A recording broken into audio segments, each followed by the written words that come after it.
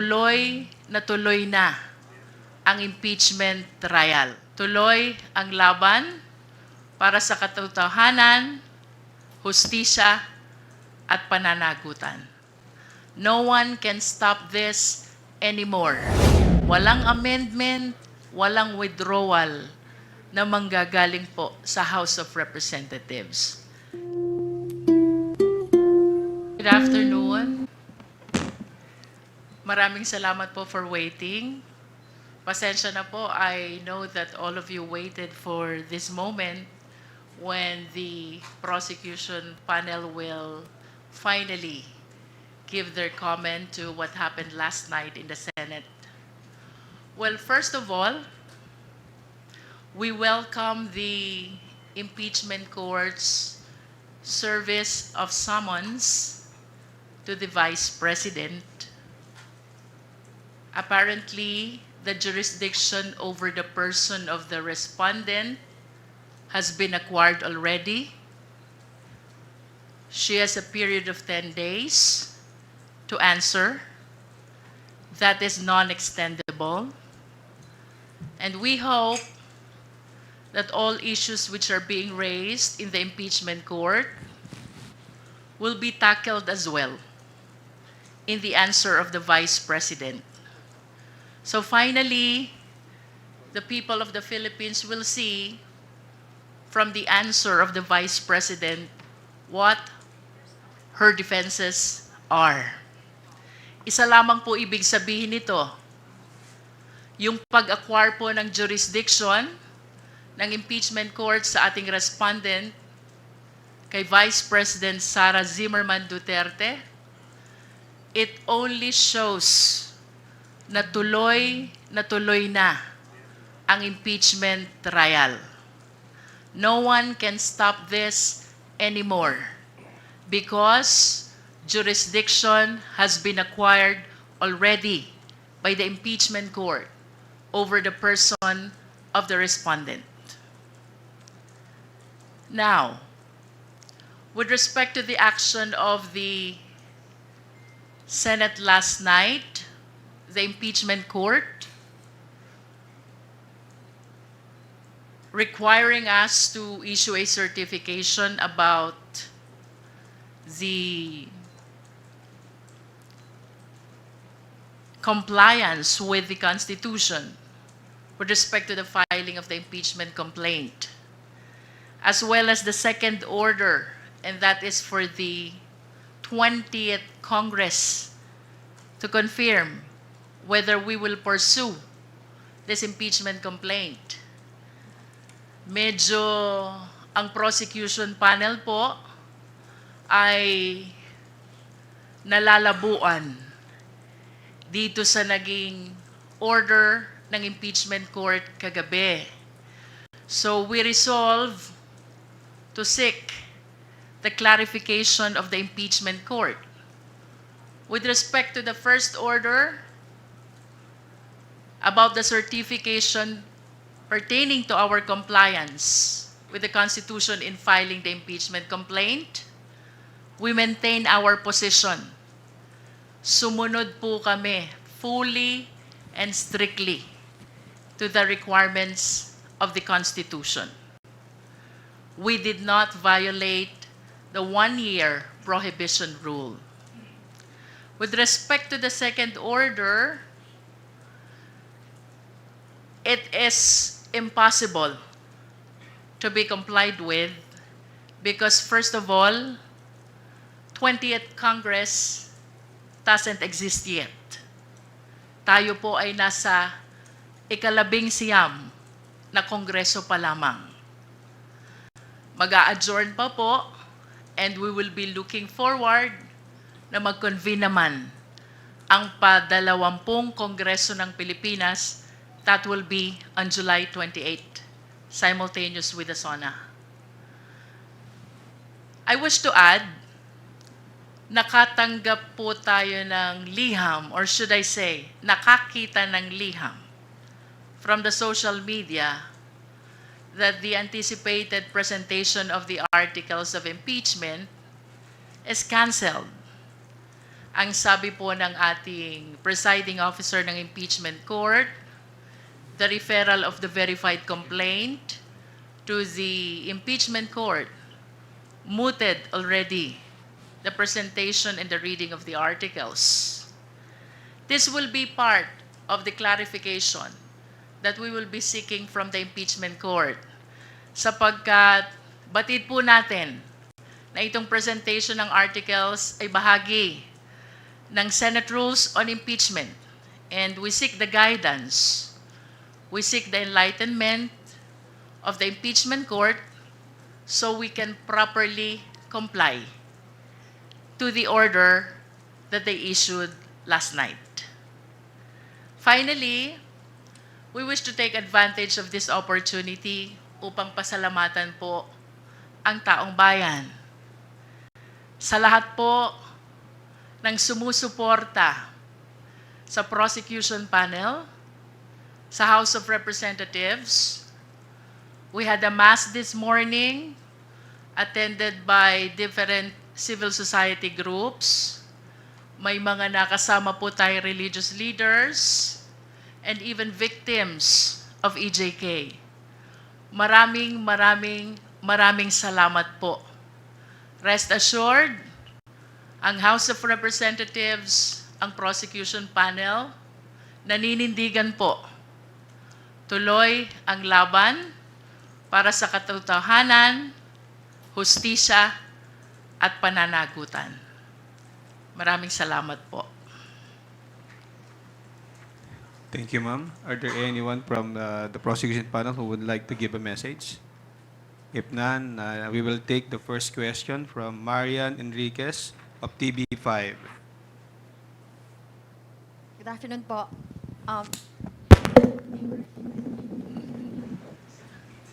Excited din yung mic. Ma'am, thank you, Kong Jinky, and to the rest of the prosecutors want to answer. Meron na po bang update kung natanggap na po ba muna natin itong received copy ng articles, yung pinababalik po na articles of impeachment? Meron na po ba? From the Senate? We have no official information yet whether the articles of impeachment, which according to you is being returned by the Senate, was received already by the Secretary General. I hope you understand that the members of the prosecution panel here has no participation whatsoever in the proceeding of the office of the Secretary General. Let's wait and see kung anong official information ng SecGen. But ano pong action po ng ating prosecution team? Tatanggapin po ba itong articles of impeachment, yung pag-remand? And what was your reaction to that while watching it last night? Well, in my opinion, as one of the member of the panel of prosecutors, to give way to the clarification which we want to seek from the impeachment court, I would defer receiving the articles of impeachment from the Senate, including whatever orders they will be transmitting to us. This is not disobedience, definitely. Ang gusto lang po natin mangyari is to seek guidance and enlightenment first so we can properly comply with the order of the impeachment court. When you say you would like to seek guidance, may coordination na po ba with the Senate? Ano po yung ginagawa nating pakikipag-usap sa kanila para maliwanagan po tayo doon sa mga orders nila? We will be drafting the necessary motion seeking for clarification of the order which they issued last night. So nakita po kasi namin kanina si Sergeant at Arms ng Senate kanina, and hindi nga, wala pa pong nag-receive ng copy. So technically, hindi po muna tatanggapin ng Kamara ang pagbabalik ng articles of impeachment. And magpapasa po muna tayo ng, tama ba, ma'am? To give way to our efforts to clarify first the order, in my opinion, I would defer receiving the articles of impeachment. including the order issued by the impeachment court.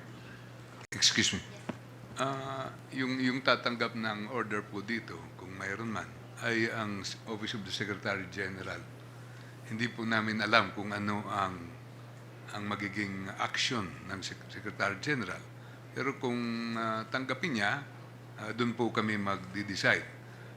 Be that as it may, kami po ay naniniwala na ang power to initiate ng impeachment complaint ay nasa House, lalo na pag pinirmahan ito, in-endorse ng isang congressman at pinagbutuhan sa plenaryo. Itong nangyari dito, hindi lang itong ordinaryong impeachment. 215 of our members signed the impeachment complaint. Kaya first time ito na nangyari na may return sa atin. Kaya nangangailangan tayo ng clarification po dito. Bagamat prosecutors po kami at impeachment court sila, naguguluhan pa rin kami. At hindi namin maintindihan kung bakit ibabalik po ito sa amin. Ano po ang gagawin namin. Yun po ang isang bagay na kailangan namin maliwanagan. Sorry. Second to my last question na lang po. Some legal experts po are saying na instead of following the Constitution, itong mga senators po natin, they're creating legal issues po. And will you challenge this po ba? Itong ginawa po ng Senado sa Supreme Court, itong pag-remand, is this abuse of discretion na po ba?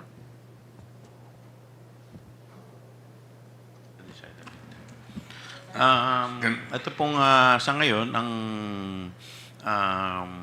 desisyon ng House Prosecution Panel is to submit clarification muna. So with respect to other legal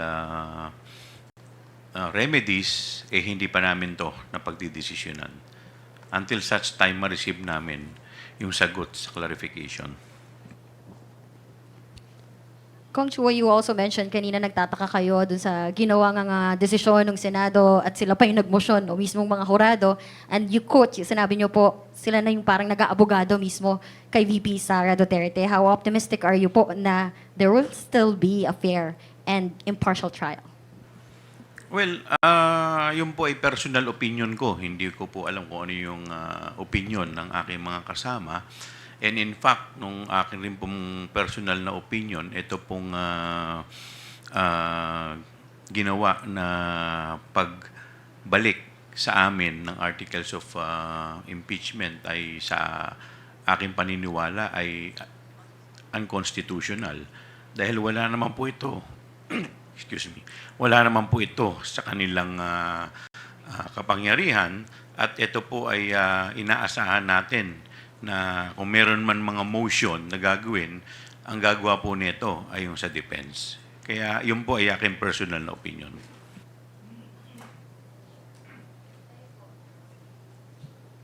Anyone? Okay na po, thank you. Thank you, Marian. Isa Ubendanyo Umali from GMA-DCWB. You're recognized. Isa. Lumabas. Report. Big Sumintak from Net 25. Magandang hapon po. May we know now kung ano na ang status ng article of impeachment in your point of view na kagabi po ay dinicide nga po ng impeachment court na mayroong mga nakita silang mga procedural lapses and constitutional question doon sa 7 article of impeachment kasi pinoint out din nung mga nagsulong ng motion, particularly Senator Alan Peter Cayetano, yung first, second, and third impeachment.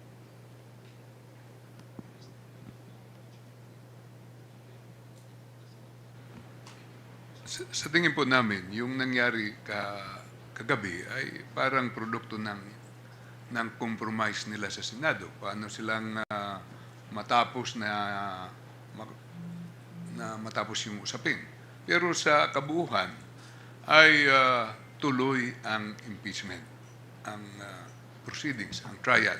Kasi pinasagot na po yung ating Vice Presidente at binigyan siya ng 10 days to answer. Ibig sabihin, buhay na buhay dahil pag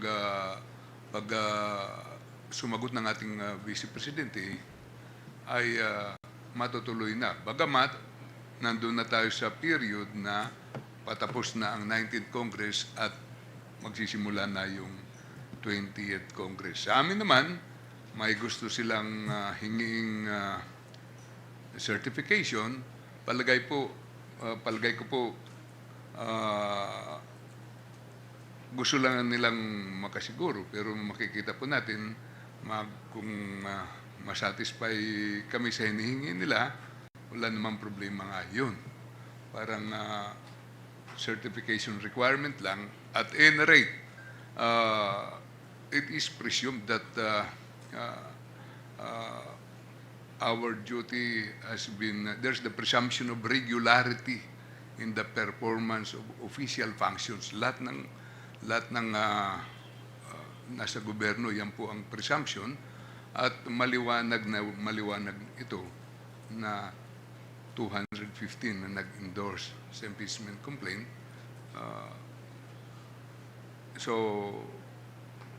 ang take namin, tuloy po ito. Sir, in your point of view as prosecutors, particularly Congressman o Woman Luis Trumam, na nag-acquire na ng jurisdiction yung impeachment court dahil pinadala na ng summon ang respondent. Pero hindi kaya yung summon na yon pending the action of the Senate last night na kine-question nila yung regularity ng article of impeachment, hindi kaya yun magamit ng depensa para questionin nila na anong sasagutin nila doon sa summons? Well, in fact, the article of impeachment was remand to the House of Representatives. Under the rules, and even in ordinary courts, not just the impeachment court, yung service ng summons, that triggers acquisition of jurisdiction. And that is why I said earlier, we welcome this development. Bagaman naguguluhan po kami dun sa order kagabi, we are happy and thankful to the impeachment court because finally, the summons has been served already to the Vice President.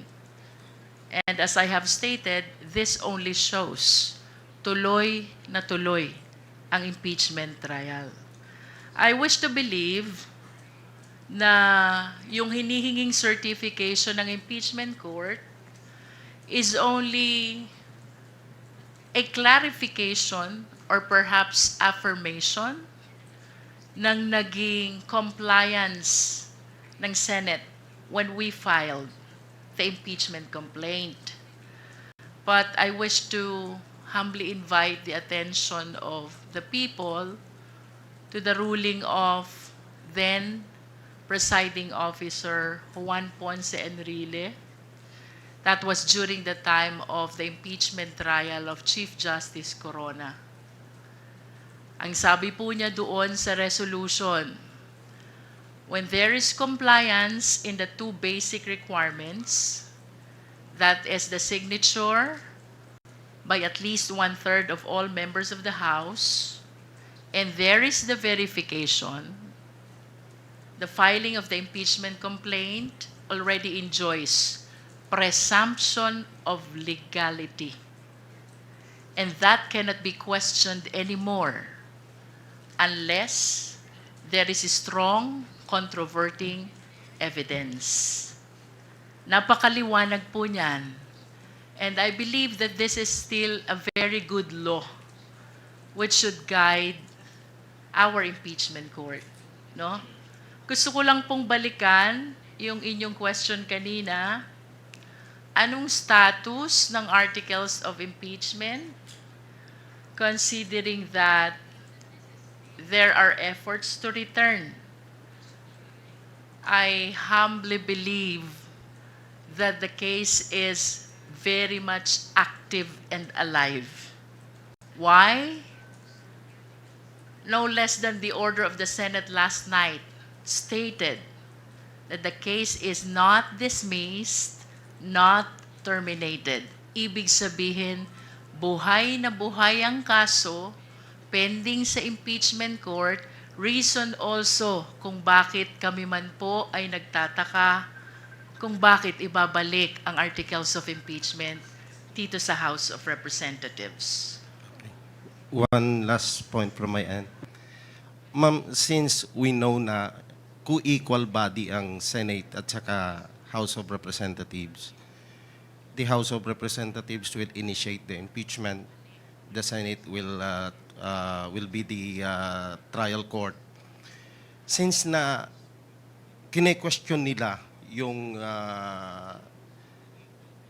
legality or the constitutionality of the impeachment complaint or article of impeachment, hindi ba ito isang insulto sa co-equal body?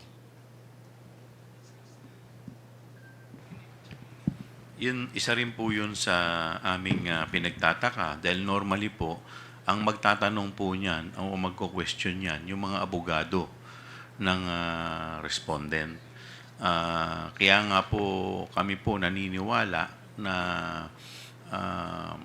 ito po ay hindi sakop sa trabaho ng impeachment court dahil yung pagko-question po ng mga legality ay dapat po ay sinasagot o tinutugon po ng korte at hindi po ng impeachment court.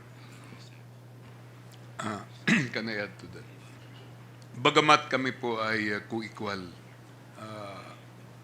body, ang House at saka ang Senate, sa pagkakataon pong ito ay medyo naiba kasi impeachment court na sila at prosecutors po kami. Kaya parang nakikita natin parang sa husgado, may mga orders ang korte. Ngayon, kailangan din kami mag-clarify dito.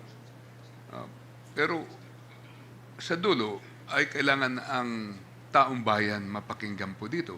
Kaya kung kinakailangan makinig kami at gumawa ng mga hakbang para matuloy po ito ay gagawin po namin bilang public prosecutors.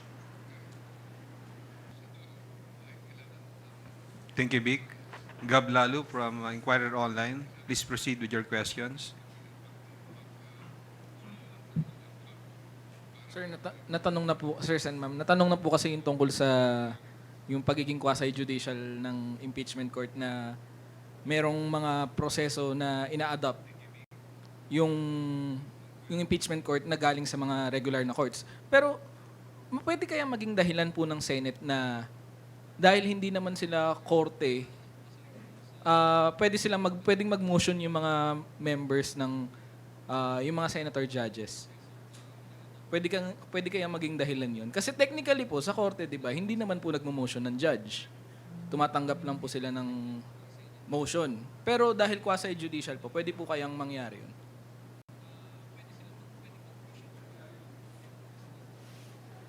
Or I mean, pwede po nilang ma-justify po yun?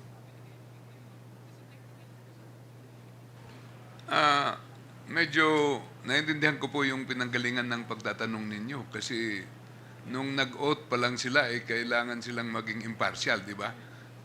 Doon sa oath pa lang ng mga senador na nagko-constitute sila na impeachment court.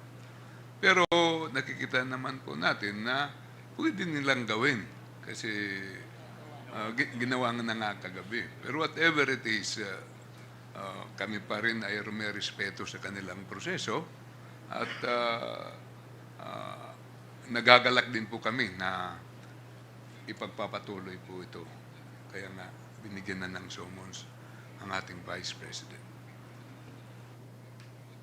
Second question po, nung meron po kasing previous briefing na sinabi ni Representative Zamora na hindi ipo-pull out ng House yung articles of impeachment from the Senate. Dahil walang mechanism sa 1987 Constitution to do that. Is this sentiment shared by everyone? Or would it be the basis of the clarification? As far as the prosecution panel is concerned, no? Maliwanag naman po sa Constitution. The House of Representatives has the exclusive power to initiate all impeachment cases. Tapos na po ang trabaho ng House of Representatives in as far as initiating the impeachment complaint is concerned. Hindi po tama na ito'y aming amyendahan at lalong hindi tama na ito'y aming withdraw. As a matter of fact, the ball now is in the hands of the Senate, whose mandate by the Constitution is to try and to decide. And by deciding, dalawang bagay lang po yun. It's either they acquit or they convict. Last question pa from my end. Naintindihan po namin yung courtesy na ina-extend ng prosecution panel sa impeachment court, just like in any other legal proceeding. Pero siguro to break the ice, gaano pa po kahaba yung pasensya nyo? Ang dami na po kasing nangyari na parang delay, ganyan. Dapat po nung February, ang tingin nyo, dapat doon na nag-start. Pero gaano pa po kahaba yung pasensya? Kaya pa po pa? Tanungin natin yung prosecutor na may pinakamahabang pasensya dito. Sino ba sa atin may pinakamahabang pasensya? Bel, would you like to answer?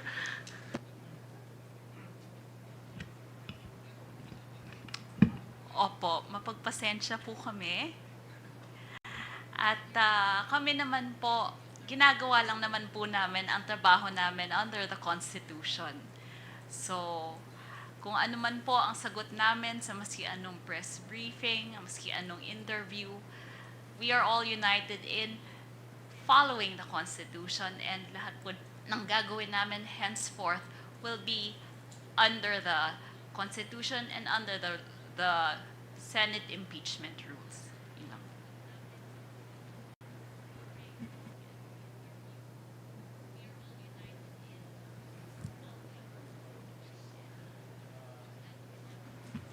If I may give my own personal opinion about the matter,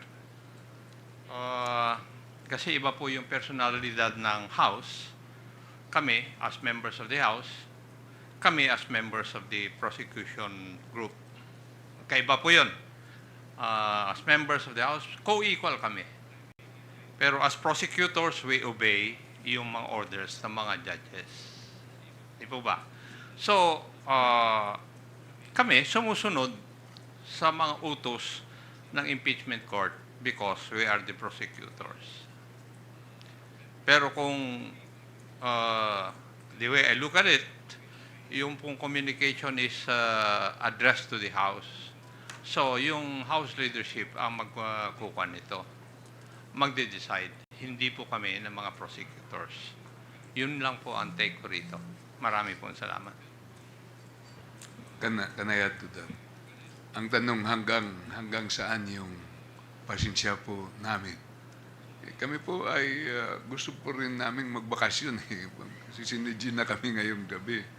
Pero nautusan po kami ng plenaryo na mag-prosecute. Kaya nag-aaral po kami at naghahanda. At nakahanda po kami. Ito po ay utos ng taong bayan sa atin. Pero sabi nga nila, it takes two to tango, di ba? Pag nag-prosecute kami, wala namang korte, anong magagawa po namin? Kaya nandito tayo sa sitwasyong ito, na thankful naman kami na may patutunguhan din ito paglampas ng 19th Congress patungo sa 28th Congress. Siguro ganun ang konsolasyon po natin. Pero sa ganang sa House na party, nandito po kami at gagampanan po namin sana ang aming tungkulin ngayong 19th Congress. At kung kami po'y bibigyan ulit ng ganong duties and responsibilities, lalo na't lahat naman nanalo yung nandito, at mag-iba pala except isang prosecutor namin, gagawin pa rin po namin yung aming katungkulan, yung aming tungkulin. Maraming salamat po.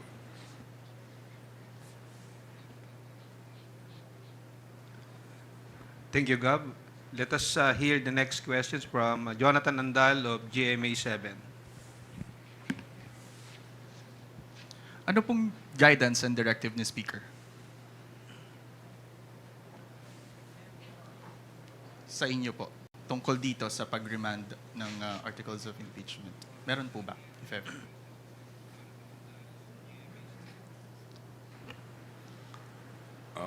Wala po namang sinasabi sa amin si Speaker. Nandun ang ating Speaker yata, very busy ngayon sa pag-inspection ng San Juan Nico Bridge. At nandito na tayo, hindi na kailangan nito ng guidance ng Speaker. Tayo po ay binigyan na ng tungkulin ng plenaryo. Kaya, siyempre, nagmi-meeting-meeting na lang kami kung anong susunod na hakbang na gagawin namin. Sa ngayon po ay yung clarification kung ano man pag dumating sa atin yung kanilang communication. Ang boto po kagabi, 18-5-0. 17? It's 18. 18. Okay. Yun yung boto po kagabi. Sa tingin nyo, yun din ba yung, may mga nagsasabi na baka yun na rin yung posisyon ng mga senador at maging boto pag umusad yung trial. Naniniwala po ba kayo ron? It is very hard to preempt kung anong magiging decision ng mga senator judges until and unless we have concluded the presentation of our evidence. That is why we really have to follow the Constitution and the mandate by the Constitution to the impeachment court to try and to decide. No? Mahirap pong isipin o sabihin na yung boto kahapon, ayun na rin ang magiging boto sa impeachment case sapagkat wala pa po ni isang ebidensyang naiilatag ang prosecution. No? Until and unless we are done with the presentation of all the evidence, I think that's the time we begin to think ano kaya ang magiging boto ng ating mga senator judges.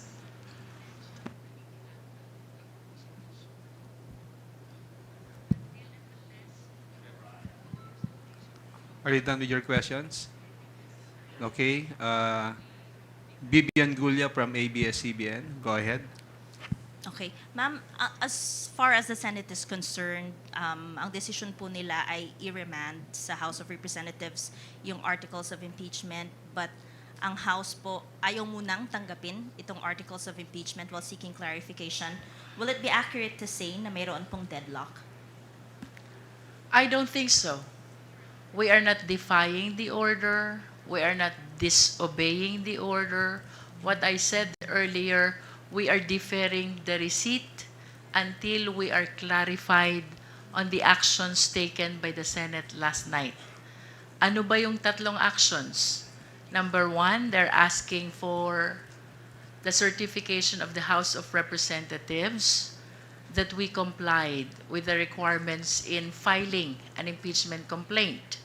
Itong requirements po na ito ay ang pagpirma ng at least 1/3 of all the members of the House and the verification, of course, at non-violation of the one-year bar rule.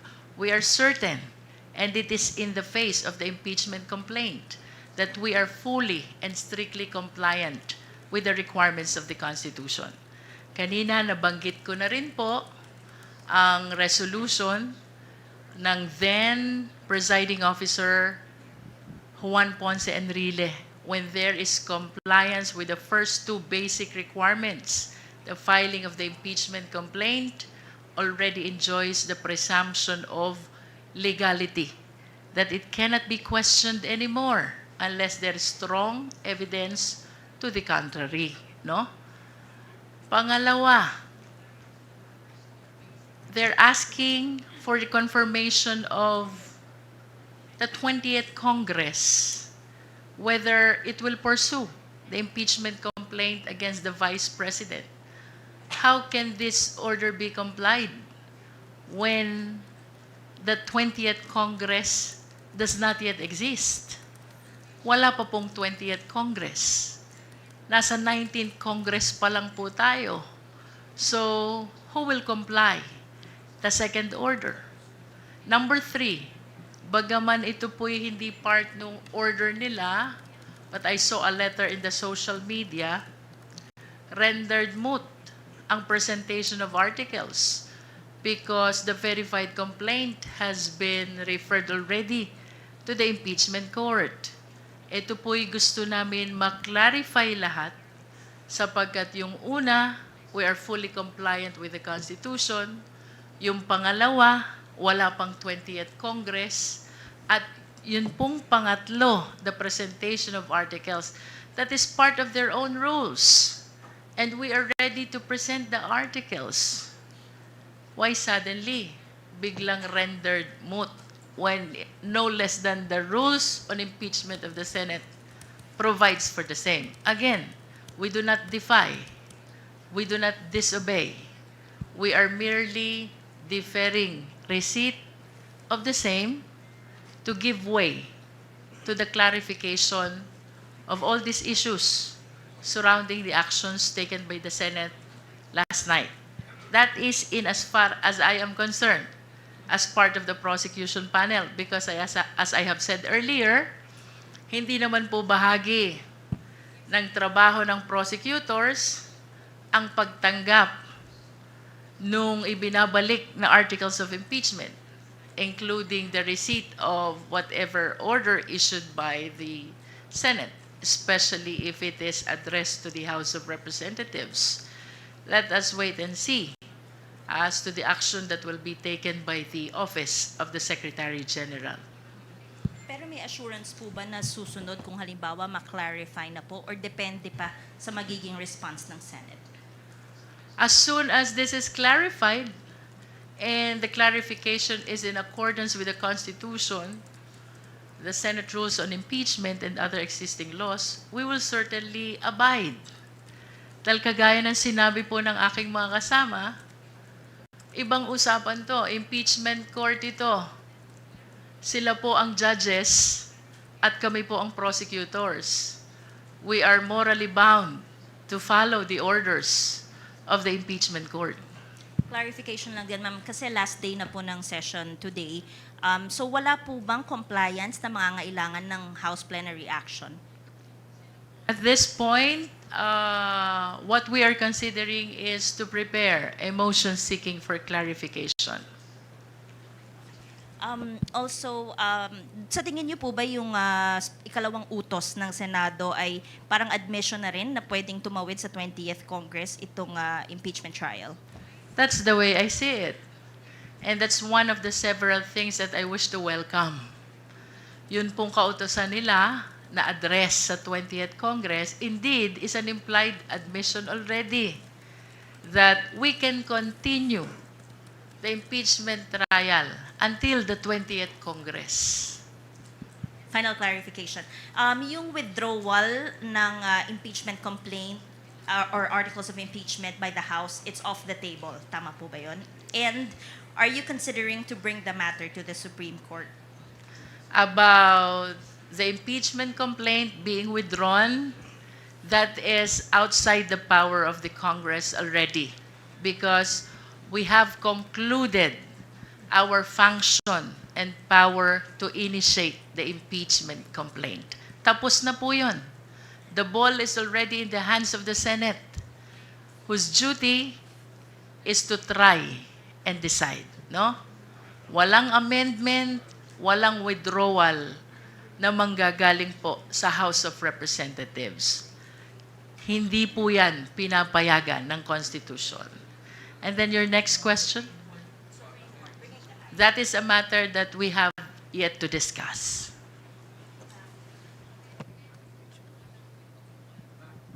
Ma'am, clarification lang, Congressman, Before Congressman you proceed with Jerry. your question, we would like to acknowledge the presence of House Quadcom Lead Chair, Congressman Robert Ace Barbers of Surigao del Norte.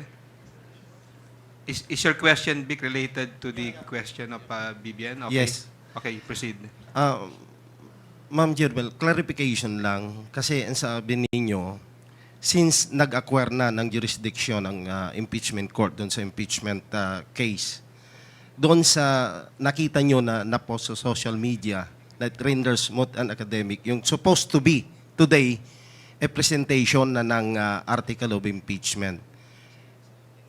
Miwino, kumbaga clarification, tinututulan nyo yung cancellation ng presentation since the impeachment court acquired the jurisdiction on the matter. We are not opposing. We are seeking clarification. And perhaps if the impeachment court will issue an order that the presentation of the article is impliedly complied with, we may accede to that. We are just following the Senate rules on impeachment. And the presentation of the articles is one of the significant part of their own rules on impeachment. Thank you, ma'am. Thank you, Big. From Philippine Daily Inquirer, Krisha Subing-Subing is now acknowledged. Hello po. Medyo related din po sa question ni Ate Vivian kanina. So, kailan at paano po magsisik ng clarification sa Senate if Congress adjourns Sunday today po? I mean, the past few months has shown us that the Senate refuses to convene into an impeachment court kapag walang session po. So, I guess, is it possible na yung 20th Congress Senate na po yung makapagbigay ng clarification sa House po on their motion kagabi? Can we address the question to the good-looking prosecutor, Rog Gutierrez?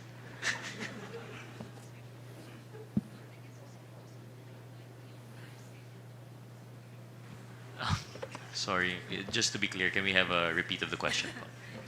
Just to be very clear. Kailan and paano po magsisik ng clarification yung House prosecution regarding the move by the Senate yesterday? Kasi as the past few months have shown us, hindi po ayaw mag-convene ng Senate as an impeachment court kapag walang session. And so we can expect that until June 30. So is it possible na sa 20th Congress Senate pa po magkaroon ng clarification sa mga tinatanong ng House? To be frank lang po, I don't think it would be a fair statement to say we cannot preempt the impeachment court. We cannot substitute their decision. We cannot say for sure that they will not convene po, no? So what is very clear for us here in the prosecution panel is that we will be seeking clarification, and it will be addressed not to the Senate but to the impeachment court. Now, the question of whether or not they will convene, I think that only they can answer po, no? And ma'am, tama po ba yung pagkakaintindi ko? You are preparing a motion to be read at the plenary later po? Motion seeking for clarification. And then my second question po, it seems that you and other legal experts agree po na the Senate does not have constitutional power to remand po. So, in your opinion, does the House have the power to reject the remand? Is that a possible pathway for you?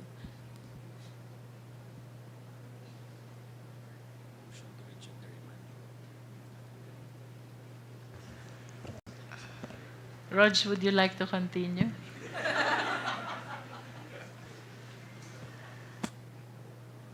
Marami kang fans dito.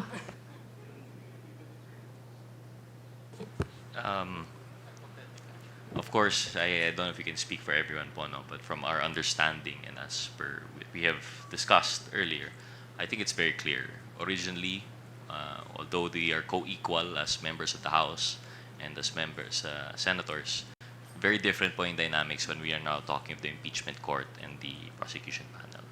All that we can say for sure is that we believe that we have followed the Constitution. We are confident in that the proper processes were obeyed. So if there is that remanding, whether or not that would be within their powers, that would be something not for us to decide. Now, when it comes to the rejection, it's, for lack of a better term, we would probably, like we mentioned, we would defer po, no? Just to be clear, so we are deferring for pending clarification. Now, once the response has been received, then again we will decide po, no? if it is clear enough that it is something that we can actually comply with po, no? I hope that would clarify it. Yun na po. Thanks, Kuya Ray. Thank you, Krisha. Mela Lismoras from PTV4.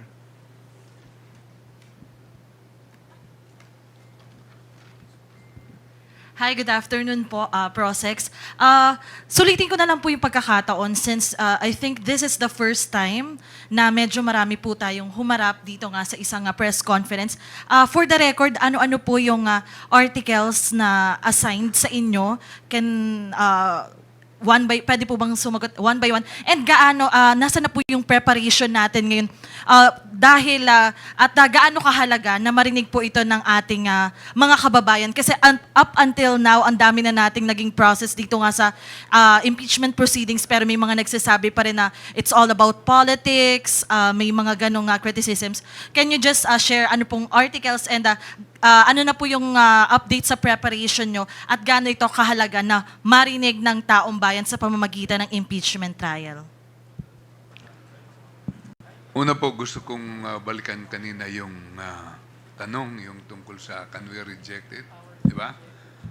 Ngayon, na-return nila sa amin, na-reject. Baka magbula-bula po ito, wala nang patutunguhan. Yun po ang ayaw nating mangyari. Ang importante po dito, ang interest ng taong bayan at saka yung duties and obligations natin. Kung kailangan may mag-bend siguro dito, kami ang prosecutors, sila ang judges, kailangan kung compliable, kung pwede namin gawin na hindi makukompromise yung aming strategy, ay siguro baka kailangan namin gawin. Pangalawa, yung tanong po ni Ma'am tungkol sa articles, sa preparation po namin. Ngayong araw nga po, nakahanda na po kaming mag-present, pero pinigilan lang po namin. Pero ayaw po namin muna magsalita para hindi naman namin ma-telegraph kung anong gagawin namin. Pero nandun nakalabas na po yung articles of impeachment. Sir, ilang percentage na lang po? So, with that po, you're saying 100% na nga kayo sanang prepare. Tama po ba?